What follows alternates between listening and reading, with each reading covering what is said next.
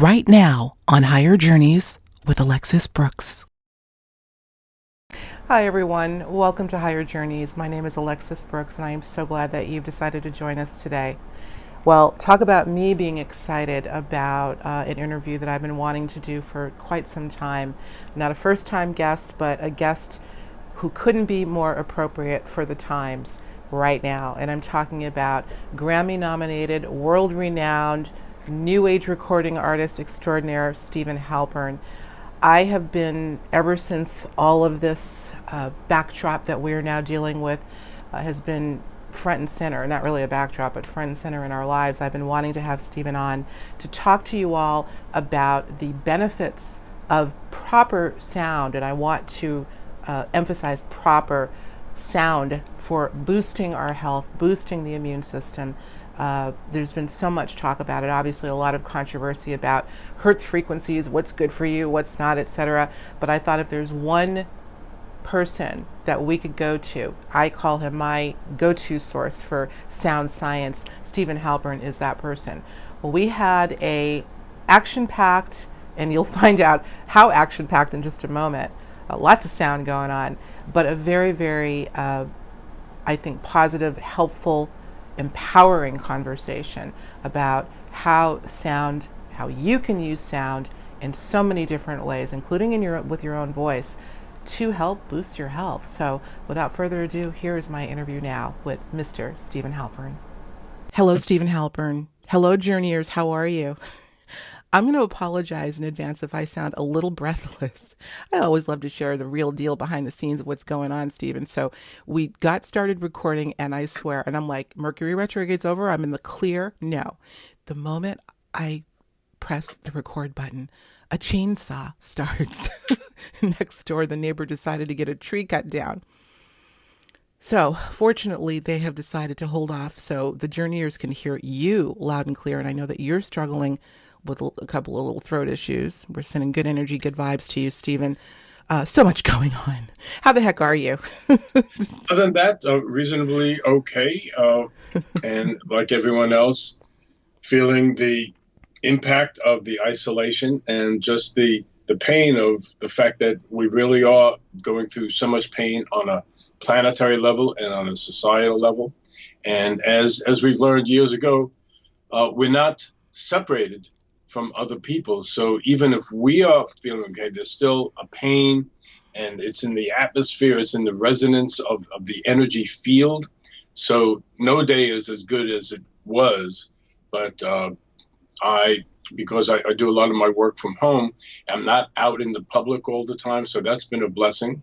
But boy, every time I do go out, shop or, to a meeting that I have to get to, it's a different world out there. It sure is. Oh, gosh. Thank you for coming right up front and saying that. I mean, this is the elephant in the room that I don't suppose a lot of us are ignoring. As a matter of fact, this is all we're really talking about. And yet I say, Steven, forgive me, I'm going to say it again, the magic exists within the madness.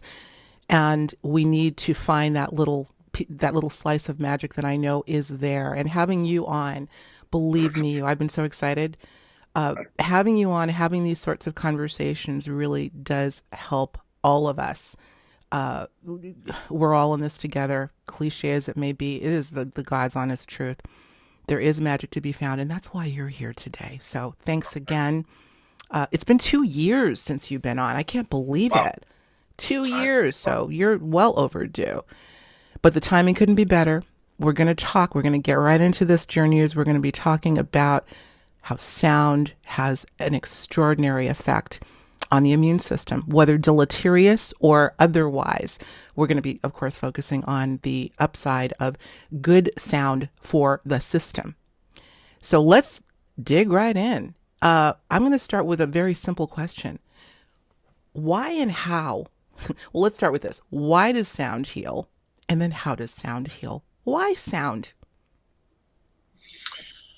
Well, why sound? Because everything is vibration, number one. What we hear as sound is the audible portion of the spectrum that our sensory apparatus hears. But even if we don't hear sounds, we are still affected by them. Sounds below the threshold of hearing can make us very uneasy. and sounds higher can give us a headache. I remember when I bought my first plasma TV about 20 years ago or something. It gave me a headache from day one, and I was always hungry. And I complained to the store that I bought it from. They said, no, it's working fine. It turned out there was a little fan inside that was above the hearing range of most people. So they didn't notice it, so they didn't complain. I noticed it, I heard it, and the only way I found out was when I finally turned the machine totally off and unplugged it from the wall, heard the fan shut down, and made them come back and take the TV away. Well, we respond to sounds all the time. And when we say sound is healing, I always suggest that we be a little more specific and say some sounds are healing, some music is healing, because a lot of it is not. A lot of it is not intended to be healing. And when you use music like that, you don't get as much of a healing effect, or can be undermining. Let me give you a couple examples. So when I started out and started hearing this new music, I was playing music for New Age audiences, meditators, yoga centers, etc.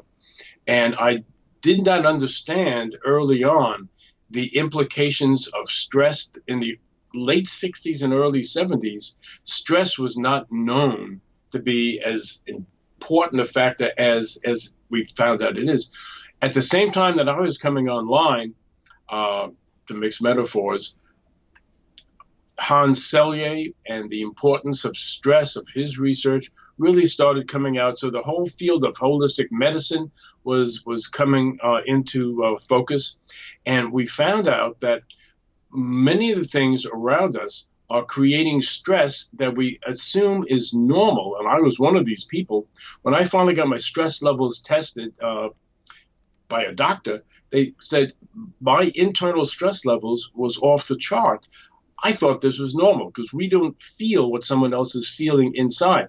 Well, what we also found out is that when you assist the body in getting into a relaxed state, our body naturally will tend to balance out some of the stress and create more positive situations. So it was an easy pivot or an easy expansion of my work to look at the relaxation response. This was also when Dr. Herbert Benson released his book, The Relaxation Response.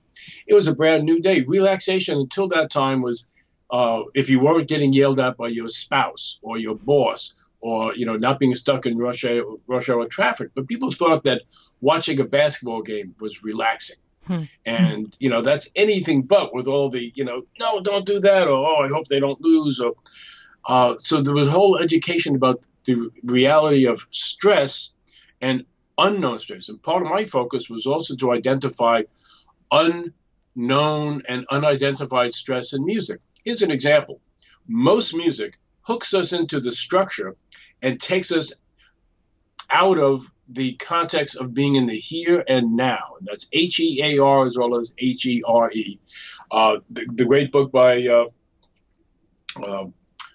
you'll know his name, Eckhart Tolle, on the power of now, was what I was talking about starting in 1973 out publicly, that most music starts somewhere, goes somewhere, forces you to go on the trail. Feel what you feel in your body. When I sing this little pattern of ascending scales that you all recognize, it's the do, re, mi, fa, sol, la, ti. And if I don't finish that, notice that you're probably holding your breath. Well, that creates stress. Well, internally and subconsciously, we are all being stressed by most music all the time, because whether we're aware of it or not, by being an American and being brought up in a Western European culture, we are conditioned to music that starts somewhere, goes somewhere, and creates stress in the process. In fact, the classical music tradition talks about good compositional form being to create tension and release tension. I was just thinking So when I came into that, I came in as a trained jazz improvisation musician. I learned how to do that. But the music that I was doing did not start somewhere and go somewhere. It always was there. It was like Tibetan Buddhism with the Tibetan bowls, where the music is in the moment. And what we started noticing about when people would listen to my music, their breathing would slow down, their heartbeat would slow down. When we started checking brain waves, their brain waves would slow down. And these are some of the keys to how you can work with your body to enhance your body, to uh, tap into the innate relaxation response. And in so doing, you support your body's innate immune system. You in Okay, I'm gonna stop you. I'm gonna yeah, stop you there because you hear the chainsaw. good. They did not oblige me. We're gonna try to work through this journey years, and if it's overwhelming, I so apologize. We'll do our best in post production to try to eliminate it. I'll have to deal with a neighbor that doesn't want to cooperate a little later. But please continue. I hope this doesn't throw you off, Stephen. Well, thank you. So the reality then is that we can tap into and we can support our innate healing intelligence, our innate intelligence. And that's one of the things that music, like the music that I do, which was first identified on an album like Spectrum Suite, and which is now available as Chakra Suite. I took it a level further, that not just playing slow, relaxing music, but specifically in a way that also our bodies, like sonic acupuncture, we can tune up the body by nurturing and nourishing the chakras by resonating the individual chakras with the appropriate keynotes in music. That also is a way that your body was designed to work. So if we give the body the right nutrition, and this is sound nutrition, the body is going to be able to deal with stress better. Now, in the age of COVID-19, what we want to do is to enhance our immune system. So we not only want to get rid of some of the distracting sounds, and the tree cutting is obviously. I was just going to say, maybe the timing is perfect for this. Right, Yeah. and you could feel that in your body. Well, your body doesn't like it. We live in the world, but if we can get away from it, if we can negotiate and maybe leave after they're doing. Right now, we're just dealing with that, so we can try to bring some more positive sound in. Is one thing. One of the other things I did was to add subliminal affirmations to the music, the anti-frantic music, which was the first way I was describing it back in the 70s. Now we call it inner peace music, Steven Halpern music, was to add subliminal affirmations that build onto the immediate relaxation response of the music and communicate with your subconscious. So on an album like Optimal Health at the Speed of Sound, I combine short positive statements, which are affirmations, that your mind, your subconscious mind, hears and responds to without you having to do any more work other than just to listen to it and have it even playing in the background. And part of the reason I developed my series of subliminal affirmation programs was because I needed it myself. I needed something to help me relax. I needed something that was legal, non-addictive, non-fattening, and that I didn't have to go to another office. I could do it at home. I could self-medicate with music. And that was really when the field of sound healing started getting out to the public. Before I went on my first national tours in the mid-70s, no one was talking about sound healing publicly. There weren't any articles in Yoga Journal, New Age Journal, East West Journal. I wrote all the articles. Why do you think? I'm sorry. Why do you think that is? Something that seems so obvious in the way you're explaining it. Why did this not? Well, there was very little research on it, and it just wasn't something. Music was entertainment. When I finally got my first Grammy nomination in 2012, my album was called Deep Alpha, Brainwave Entrainment Music for Meditation and Healing. Would you believe that the Grammys and Billboard called me up and said, "You have a spelling error on your album cover"? I said, "What do you mean?" He says, "Well, you spelled entertainment wrong." And I said, No. The word is entrainment." And they didn't know what entrainment was. Well, entrainment is the fact that if the way our heartbeats and our breathing are set up are just naturally, physiologically engaged, an external rhythm will cause your heartbeat to immediately match that speed. So I could cause your heartbeat to speed up. I could do it with my voice. I could do it with intention, or I could slow it back down. So when I'm in the studio, I am always in a very peaceful, relaxed state, or I don't record. It's because even if the notes were right, the music would have an energy of stress coming from my physical being. Absolutely. And one of the other doctors that did some great research on this was Dr. John Diamond, that the stress level of the musician is encoded into the music. And when I was at one of the first brain mind conferences, I heard Dr. William Tiller say some things about quantum physics and other things, that I understood that music can be a carry-away for consciousness. Absolutely. And right, and particularly if you're putting out healing music, you want to have the musician aligned with that rather than just accidentally playing something that you like. Enjoying music is more healing than not enjoying it, but that is not enough to get a real positive respect. You want to make more informed choices, Absolutely. and that's one of the things Yeah. that I've been promoting for the last 45 years. So, a couple of questions there. First, a comment in terms of the mindset of the practitioner or the artist at the time that they're creating something, even in meditation. This is something, Stephen, that I have always felt and have heard as well. Do not bother getting into a meditation practice if you're in a funky mood or if you're feeling out of sorts. I don't. And these days, there's a lot. I think that's why a lot of people are having a hard time meditating, because instinctively they feel that it's a futile endeavor when you're not. When your field is not in alignment. So I completely get that. Makes perfect sense. Now, here's my question. There is so much talk about Hertz frequency and the proper Hertz frequency for healing. It said 741 Hertz to cleanse infections and 528 Hertz to repair DNA, 432 for overall healing. And I know there's a lot of controversy there, but I feel so strongly in what you have to say with all of your experience. What are your thoughts on actual numbers, frequency that we should be looking for? I think those are all good. There's not a lot of research really done on that yet. Another big issue is whether music at 440 hertz or 432 hertz is more healing. I go back to one of the scientists that I worked with in my early research, Itzhak Bentov, world-class scientist. We had that. Yeah, I know who he is. Yes. And Dr. Andrea Puharich. And they pointed out that, like acupuncture, if you get the needle, I don't want to get all ink, if you get the needle close enough to the acupuncture point, it doesn't have to be right on it, but your body will adjust to get the benefit.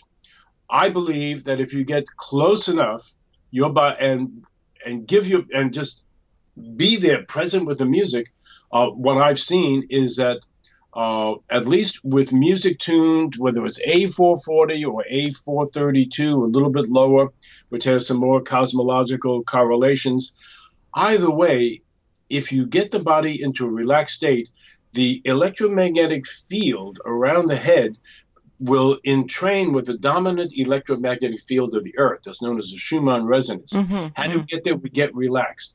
If the music is making your heartbeat beat faster, you're not relaxed. Most people cannot relax with a heartbeat above 60. My relaxed heartbeat is about 44. And that is a real good state for me. That's where a lot of my music helps people automatically reset their own nervous system when they're in the presence of not silence, but relaxing ambience in the sound spectrum. So my experience is, if you're working with a practitioner, if you're working with yourself, if you have a bowl at home, in a perfect world, everybody would have a Tibetan bowl or a crystal bowl, because that's a kind of sound healing that you could do for yourself. But most people are not musicians. They can't play healing music. So that's why, whether you're listening on CD or listening even now with streaming, choose your playlists wisely and keep it going. And in addition to just having it on in the background, spend at least a couple of minutes every day just receiving the music and being open to receiving the gifts and the blessings of healing music. And it could be that simple. And I joke, because I also come from New York. When I first approached the Music Therapy Association, I was looking for music to help me relax. And they said, well, the classical music, there's only one thing that we do there. And if you listen to this piece for 20 minutes, you'll get relaxed. And I would say, I come from New York. I don't have 20 minutes. What do you have that will get you there in a minute? Oh, there's no music that can do that. And then I showed them my research. And I said, there is music, but it's not your traditional classical music. And there was a big problem in the field. A lot of progressive music therapists picked up on that and started incorporating that. And a lot of them said, the only music we're going to listen to is classical music. And most of the classical composers were not composing for healing, not composing for relaxation.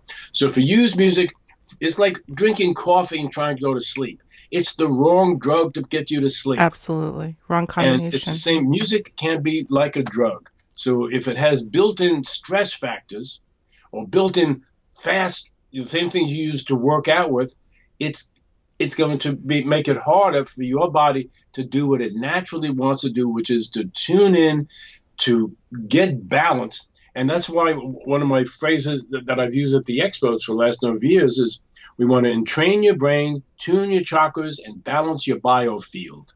And music can do this. The right music can do it. Most music is not intended to do that. So the power of intention is another very important concept to understand when you're working with sound and music. I love classical music, and I keep thinking, I'm actually playing a piece in my head as we speak, Steven. Love this piece. It is by Tchaikovsky. It is Fantasy Overture, performed by Claudia Obato and the Chicago Symphony Orchestra. My absolute favorite. However, as you're describing how classical music, by and large, is not designed to heal, but to erect emotion, that piece has to be one of the most powerful in crescendo and building up and crash and then coming down. And I can completely, even though I still love the piece, I always will, I can completely see how that could be if, let's say, you were going to listen to it to relax. That wouldn't be the piece. That's not, doesn't make it bad. It's just not for healing. And I honor the great masters, and there's so much great music out there. But as you said, you want to use it judiciously and appropriately. And again, understand that most of that music was not composed for relaxation, and nor should it be. It's just like if you go to a buffet, you don't need everything all the time. You choose what you want or what your body needs. Right. And that's another principle. You have to find out what works for you as opposed to what may work for somebody else. There are a lot of couples that have had a lot of domestic squabbles and a lot of divorces. I was early on working with Dr. Virginia Satir, and it was the music choice of the husband that forced the wife to listen to stuff that drove her crazy, and he wouldn't change the channel, and ultimately they got divorced. They were arguing all the time, and it was the music in the soundtrack of their lives that was bringing them apart. Isn't that something? But no one considered that. Dr. Satir heard me talk about that and brought that into her work. And she was one of my very first supporters, Dr. Virginia Satir, a great marriage and family counselor. Brilliant woman. Interesting. So here's my question, another question. Let's say we find something, an individual finds a piece based on your thesis that we're talking about a completed scale. We're talking about not cutoffs and crescendos, but something that appears to be calming. What can an individual do to sort of monitor that this is in fact healing for me? Would you listen to your heartbeat? What would you suggest? Exactly. Well, the first thing is you can notice your heartbeat is slowing down, and you could typically count your pulse. So if it's 60 beats per minute, that's 1 a second or less, that's a good sign. Your breathing will be deeper and slower. So those are two things. Most people can't feel their brain waves or know if they're shifting from an alpha wave to a beta wave to the deep theta state. That's part of the reason I started my research on my brainwave entrainment albums, working with myself. Can I feel the difference between being in an alpha state and a theta state? And it turned out you can. I could. And that's why I have some of these entrainment built into my more recent recordings, like Deep Alpha or Deep Theta 2.0. And the main thing is pay attention to the breath, pay attention to your heartbeat, Pay attention to your pulse. It's very simple biofeedback. You don't need equipment. You could just feel it. I mean, if you're taking a deep breath or not. I mean, Mm-hmm. one of the earliest and most common psychotechnologies is you hear in so many workshops or so many sports trainings that, okay, before you do your dive, before you're at that, take a deep breath, center. And sometimes, and what Bentoff also pointed out, is that reflex happens so quickly, but how many people, the answer is a lot, never take a deep breath I hear you. the entire day. Listen, I just did my live stream Friday, Stephen, and it's so funny how a little voice said, "Tell the journeyers before we get started to take a deep breath."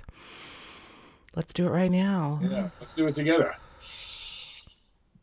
Let's try one more time. I think we were out of sync. Yeah. Okay, Let's do one, it. two. Let's do it. You do it. You lead it. It's Okay. your show. 1, 2, 3.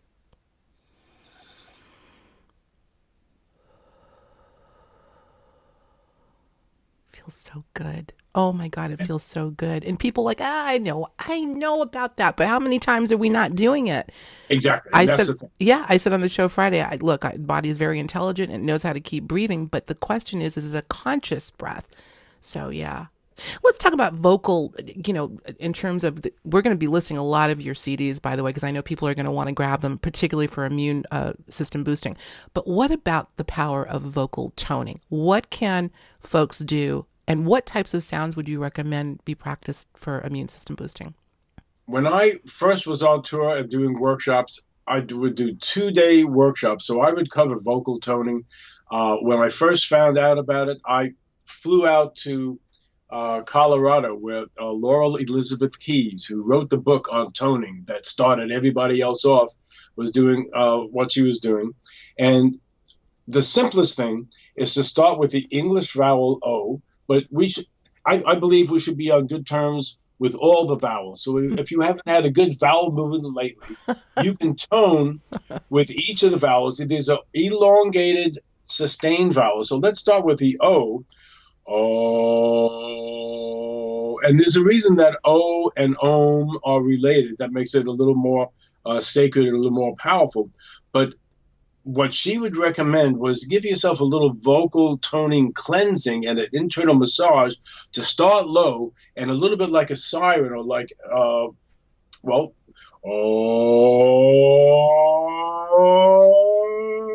So starting low and just coming up without straining gives your body a vibrational massage. So doing that with each of the vowels, you will feel that each vowel feels a little different. It'll feel different if you come down, but that's one of the simplest things you can do. If you're by yourself in your car, whatever, you could do it as you're walking on the street. I used to joke that when I would visit New York, I would tone as I was walking on the street, and the muggers back in the 70s and 80s would leave me alone. Now people are talking to themselves all the time, but they have phones. Right. Back then, it was just they were either crazy or there was somebody toning. So that's something that we could all do. And you don't need to be a trained singer. You just need to do it. You can do it in the shower where you have the sound of the shower around you, where you have the reflective tiles in the shower that make you sound better. Right. Don't do it in a room full of curtains and carpet. That's going to absorb all the sound. And if you find a reflective area, like a certain tunnels or hotel stairways or someplace in your home that makes your voice sound better, hang out there. You always find a lot of musicians singing there. What about cupping your hands? I'm thinking for people, I was immediately thinking this would be a great way to start a meditative practice, but where I meditate, there's lots of carpet. So what if you were to make a tunnel with your hands? It's not the same, but of course now in COVID times, that's also a way not to spread stuff.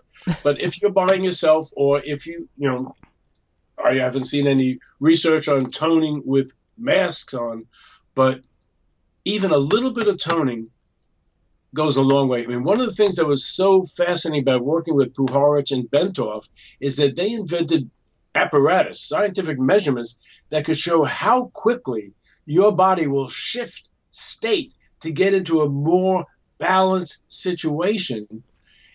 And you go, wow, how could it be that simple and that quick? Well, that's the way we were designed. Mm-hmm. Talk back to the the designers about that. But the reality is we don't get taught how to play this human instrument. That's why my first book was called Tuning the Human Instrument, putting that concept out there. And part of my work over the years has been to remind people how simple some of this is. There's a little bit of do-it-yourself toning. We do some things with rhythm that are good, with Drumming. patterns with hands, but also it's what you listen to. It's getting rid of some of the annoying noises outside.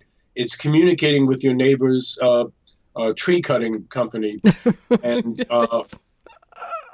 they're doing some toning. We don't have time to get into some of the other. I mean, I have a Muggles neighbor who has a very noisy pool motor.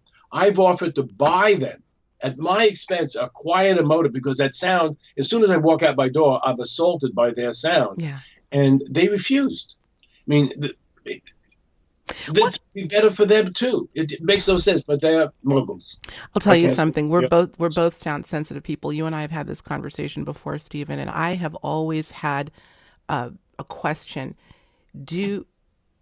Are there people who enjoy discord and sound? You think of, I'm thinking of these tree guys, and they've now become a part of the archives of Higher Journeys. They will be forever evergreen as they're chopping the green tree down. Mm-hmm. Think of the people that do this work all the time, landscapers, people that ride motorcycles. God bless them. I cannot understand for the life of me, but maybe I'm missing something. Why would you want to surround yourself with discordant noise all the time? Now we're going into psychology, but do you have any quick thoughts on that? A lot of people do. Right. It's two things. With motorcycles, it's also the vibration, but the noise is certainly a factor. And some of the sounds of some of the motorcycles are copyrighted and trademarked. The reality is some people's nervous systems, they come into this incarnation attuned to noise, or they need it for other reasons. And also, if you've been listening to a lot of loud sound, you damage your hearing. And this happens to a lot of musicians and the guys who are chopping the trees. They have lost half of their hearing. Yeah. So they don't hear the same things that we hear. So it doesn't sound the same to them. When I complained to some of the people, when I was buying a refrigerator years ago, and I complained about the noise, the salesman said, "What do you mean? I don't hear anything." Well, maybe he didn't. The noise was there. I heard it. My hearing test showed that I hear off the scale of an audiometry, labs. I'm unusual in that respect, but it means that sound is there. And if you're sensitive, you have to be aware of that and take some steps to balance out some of the other stuff around. Why some of the people, again, the more damage you do, Dr. John Diamond, again, talked about that. If you switch your whole physiology, your whole life is switched. And that which stresses most people will be, that which stresses most people for you is enjoyable, is strengthening. And if you're living with someone like that, that's going to be a real tough thing to put together. Absolutely. You're always going to be, stressing each other out. Right. Well, speaking of being stressed out, boy, I'm going to have to really take a deep breath and do some toning before I go outside and let them know how they broke the deal we had. Anyway, for that reason, Stephen, I'm going to wind this down because I don't want you to be stressed, me to be stressed, and certainly the journeyers to be stressed by the chainsaw in the background. Whoa. And we got a lot of the key points out there. We did. And here's the beauty of it. Let's look at the glass half full. There was a reason they were there today. Was this not relevant to exactly what we were talking about? So I'm going to actually go and thank them once we finish. And they did, keep off, they have a job amount of time. Of so course. We understand some of their things. The fact that they even stopped for as long as they did is remarkable. Right. I've tried that many times, and they just look at me and say, "Get the hell out of here." And it's not their fault, certainly. No one's fault here. So it worked out. So journeyers, I hope it wasn't too bad for you. Listen, let's get a couple more things in real quick. Let's talk about Patreon. I'm so excited. Now, because of the sound problem, I don't know that we're going to be able to do the after show. Plus, I want you to go get some rest so you can get your voice and your toning together. Right. However, you were kind enough to offer exclusively to our patrons a track from, I hope it'll be an immune system boosting track of one of your great pieces. I don't know. Have you thought of what you want to? Yes, I would say track one of Optimal Health at the Speed of Oh, Sound.